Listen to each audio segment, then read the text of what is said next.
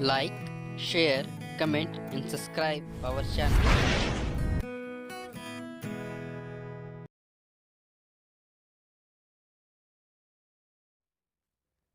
Good morning class, मैं हूं सुजीत और आप देख रहे हैं स्किल प्लस। मेरा आज का प्रश्न है, एक न्यूनन पूर्वण के प्रयोग से हल करें। ये क्लास 9th के गणित का सवाल है जो कि प्रश्नावली 1.4 का है। एक न्यूनन पूर्वण के प्रयोग से हल करें। यहाँ पे गुणा दिया हुआ है, आप देख सकते हैं। हमारा पहला सवाल है कि 57 का गुणा 9 से करना है, परंतु हमें एक न्यूनन पूर्वण का प्रयोग से करना है। आइए देखते हैं एक न्यूनन पूर्वण क्या है। एक न्यूनन पूर्वण का अर्थ होता है कि एक कम करना। आइए देखते हैं इसे हल करते हैं, कैसे हल करेंगे। यहाँ पे 57 दिया हुआ है, 57 में से एक कम करेंगे तो कितना हो जाएगा, 56। 57 दिया हुआ है, उसमें से हम एक कम कर देंगे, 56 हो जाएगा। और ये 99 जो दिया हुआ है, इसमें से इस 56 को हम माइनस कर घटा देंगे। 9 में से अगर 6 जाएगा तो 3, और इस 9 में से 5 जाएगा तो 4। तो ये हमारा आंसर हो जाएगा। ये आप नॉर्मल गुणा करके उत्तर का आप जांच कर सकते हैं सही है या नहीं। तो आपने देखा कितनी आसानी से हमने इसका गुणा यहाँ पे कर दिया एक न्यूनन पूर्वण की मदद से। एक न्यूनन पूर्वण के प्रयोग के लिए कुछ शर्तें होती हैं, जैसे जो गुणीय गुणक होता है, जिनका हमें गुणा करना होता है, वो दोनों पक्ष के अंकों की संख्या समान होनी चाहिए। जैसे आप यहाँ देखेंगे तो ये 57 2 अंकीय संख्या है और 99 2 अंकीय संख्या, दोनों तरफ की अंकों की संख्या बराबर हैं। यदि बराबर नहीं होते हैं तो आप अंकों के सामने 0 लगाकर उसे बराबर कर लें। दूसरा स्थिति ये होता है कि इनकी जो अंकों की संख्या है वो 9 के अंकों में ही होना चाहिए। जैसे यहाँ पे 99 दिया हुआ है, तो या तो 9 से गुणा हो, या तो 99 से गुणा हो, या तो 9999 से हो, पर वो 9 के अंकों में ही होनी चाहिए। तो ही हम एक न्यूनन पूर्वण का प्रयोग हम कर सकते हैं गुणे के लिए, और बहुत आसानी से हम इसका आंसर निकाल सकते हैं।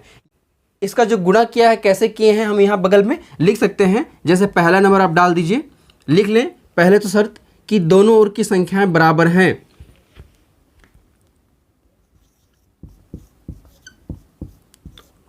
दोनों ओर की अंक बराबर हैं। ध्यान दें, इधर भी 2 अंक है, इधर भी 2 अंक है, तो दोनों ओर के अंक बराबर हैं। दूसरा, ये हमारा उत्तर है, मैंने बीच में एक लकीर दे रखा है, तो ये मेरा बायां पक्ष हो गया, ये दायां पक्ष हो गया। तो लिखेंगे इस भाग, उत्तर का बायां भाग जो है, उत्तर का बायां भाग, उत्तर का जो हमारा बायां भाग है क्या है, 56 है। वो कैसे आया है, तो 57 का एक न्यूनन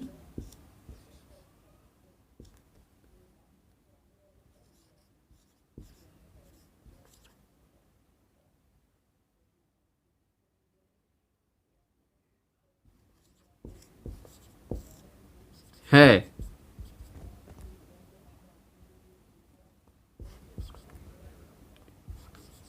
छप्पन है। 57 का एक न्यूनन करेंगे तो क्या हो जाएगा, 56। और ये जो तीसरा आया हुआ है, हमने क्या किया है, जो उत्तर का जो हमारा दायां पक्ष हो, कैसे हमने 99 में से 56 को घटा दिया है। तीसरा नंबर आप लिख सकते हैं कि उत्तर का दायां भाग हमने क्या किया है, 99 में से 56 को घटा दिया है, जो कि 43 आया है। 9 में से 6 जाएगा तो 3, और 9 में से 5 जाएगा तो 4, 43। इस 43 को हमने यहाँ लिख दिया, जो कि हमारा ये आंसर है। उत्तर की जांच आप इस संख्या की गुणा करके आप निकाल सकते हैं। आइए ऐसे ही एक और प्रश्न हम देखते हैं, जो कि 4 अंकीय है। तो हमारा दूसरा प्रश्न है कि हमें इस संख्या गुणा इस संख्या से करनी है और एक न्यूनन पूर्वण का प्रयोग करना है। तो सबसे पहले तो हम ये ध्यान देंगे कि एक न्यूनन पूर्वण का प्रयोग के लिए दोनों ओर के अंक बराबर होने चाहिए। तो आप देखेंगे इधर 4 अंक हैं, इधर 4 अंक हैं। पहला कंडीशन हमारा, पहले जो स्थिति है वो कंप्लीट होती है। दूसरी स्थिति है कि जो एक पक्ष होना चाहिए वो 9 के अंक में ही होना चाहिए, यानी 9 9 9 के ही अंक में होना चाहिए, तो ही हमारा एक न्यून इम्प्रूवमेंट का आंसर सही आएगा। तो इसे हल करने के लिए पहले तो एक बीच में आप लकीर डाल दें और हमें उत्तर का बायां भाग निकालना है। तो क्या करेंगे, एक कम कर देंगे, एक न्यून इम्प्रूवमेंट कर देंगे। तो 4378 है, यहाँ पे एक कम कर देंगे तो क्या हो जाएगा 4377। हमने एक कम किया तो क्या हो गया, वो 77 हो जाएगा। तो पहले तो हमारा शर्त कंप्लीट हो जाता है कि दोनों ओर के अंक बराबर हैं। दूसरा, उत्तर का बायां भाग हम कैसे निकालेंगे, तो लिख सकते हैं यहाँ पे 4378। उत्तर का बायां भाग 4378 का एक न्यूनन है, तो क्या है 4377 है, लिख दिए। अब इस 99 में इस संख्या में से इस संख्या को हम घटा देंगे और उत्तर का वो हमारा दायां भाग हो जाएगा।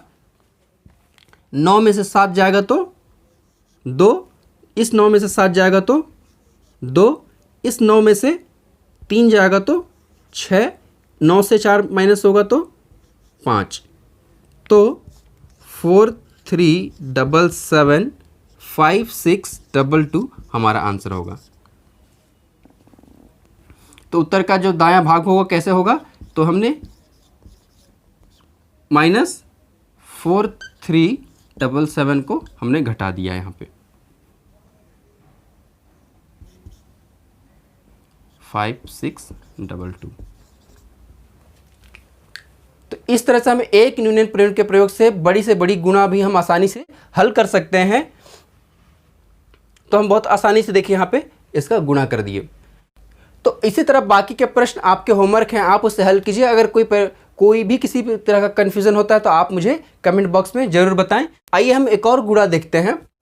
तो हमने यहाँ पे एक ऐसा प्रश्न लिया है जहाँ पे दोनों ओर के अंक बराबर नहीं हैं। आप देखेंगे 48 का गुणा 9 से करना, इधर 2 अंक की संख्या है और उधर 1 अंक की संख्या है। तो सबसे पहले तो ये कि आप 0 लगाकर दोनों ओर के अंक को आप बराबर कर लें। अब इधर भी 2 अंक संख्या है, इधर भी दोनों अंक की संख्या है, तो पहला शर्त हमारा कंप्लीट हो जाता है। अब इसे हल करने के लिए कैसे करेंगे कि एक लकीर बीच में खींचेंगे। 48 का एक कम कितना हो जाएगा, 47 हो जाएगा। और तो यहाँ पे हम लिख लेंगे कि 48 का एक न्यून इम्प्रूवमेंट 47 हो जाएगा है। अब चूंकि 9 में से 47 घटाएंगे तो घट नहीं सकता, क्योंकि ये 9 जो है छोटी संख्या है और 47 बड़ी संख्या है। तो हम 9 को एज इट इज़, 9 जो है हमारा, हम उसको ऐसे ही यहाँ पे लिख देंगे। तो हम यहाँ पे अब लिखेंगे 47 और 9। ये हमारा आंसर नहीं होगा। अब जो गुणा करेंगे तो ये आंसर नहीं आएगा। तो हमें क्या करना है कि अगर आंसर लाना है तो अब इसमें से हम 47 को माइनस कर देंगे। ये जो 47 है हमारे यहाँ पे, हमें अब इसमें से इस 47 को घटा देंगे।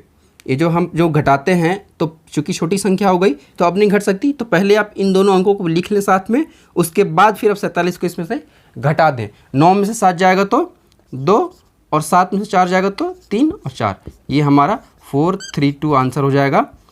आप गुणा करके उत्तर की जांच कर सकते हैं। तो ये प्रश्न जो है, अगर इस टाइप का प्रश्न आए तो हमें इस प्रकार से हल करना है। तो बाकी के प्रश्न आप हल करें और मुझे कमेंट बॉक्स में जरूर बताएं। आइए हम एक अगली दूसरी विधि देखते हैं जिसका नाम है एकाधिकन पूर्वण विधि। यहाँ हमारा प्रश्न है 13 का गुणा हमें 17 से करना है। तो आइए हम गुणा करते हैं।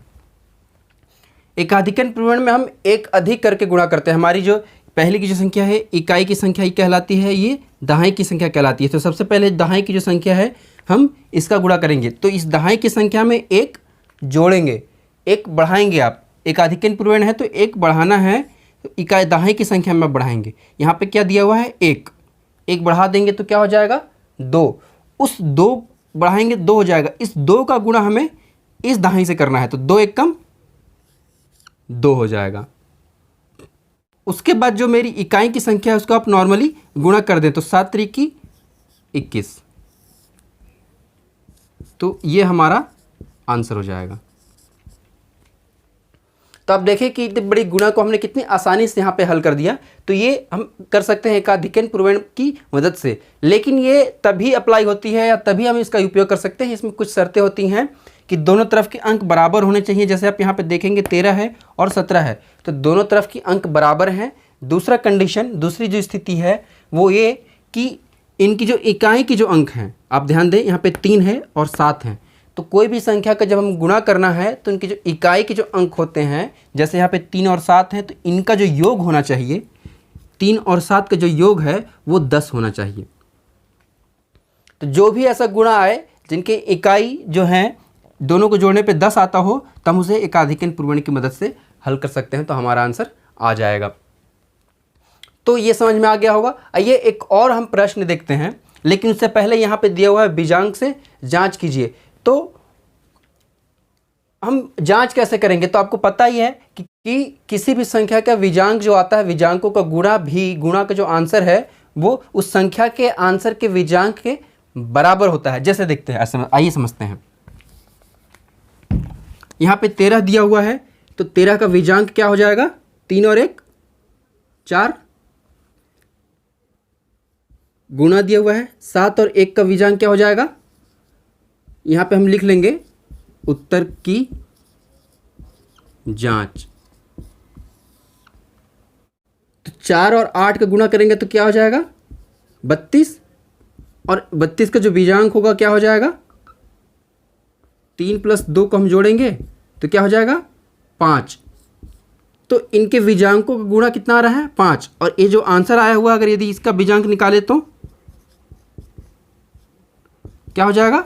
5। तो इसका जो आंसर है वो भी 5 आ रहा है, और इनके बीजांकों का जो आंसर है वो भी 5 आ रहा है, मतलब हमारा आंसर सही है। तो हम इस तरीके से उत्तर की जांच कर सकते हैं। आइए हम एकाधिकन पूर्वण की मदद से एक और प्रश्न देखते हैं।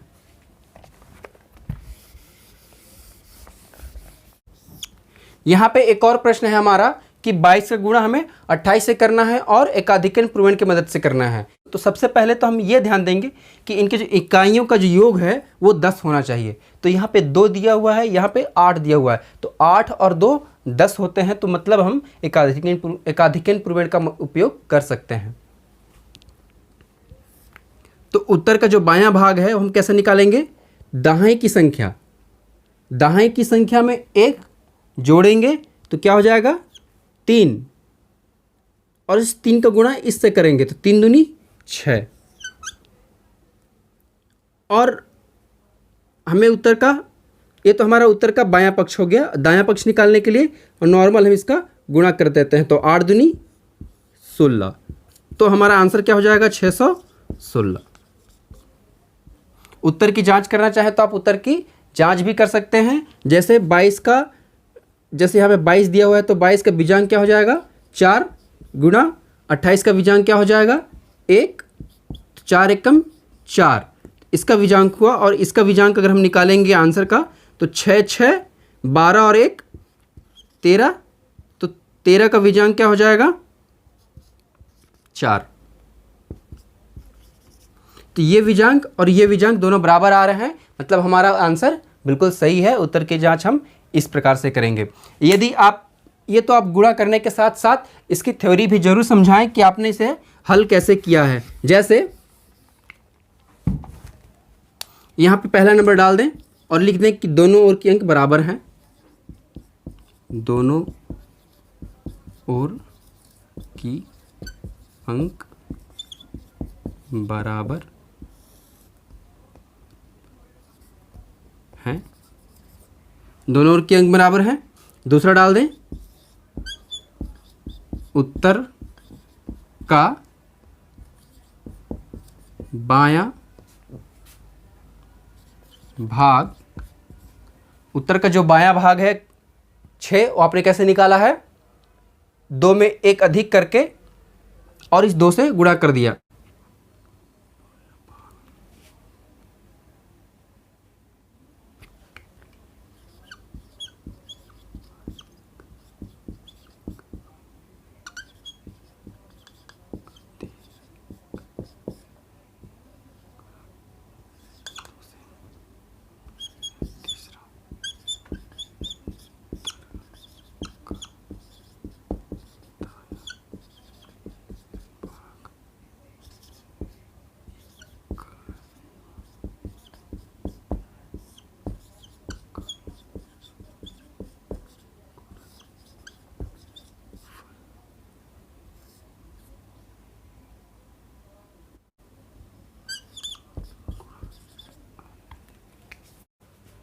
तो इस प्रकार हम लिख कर वहाँ पे इसे समझा सकते हैं कि इसे हमने कैसे हल किया है।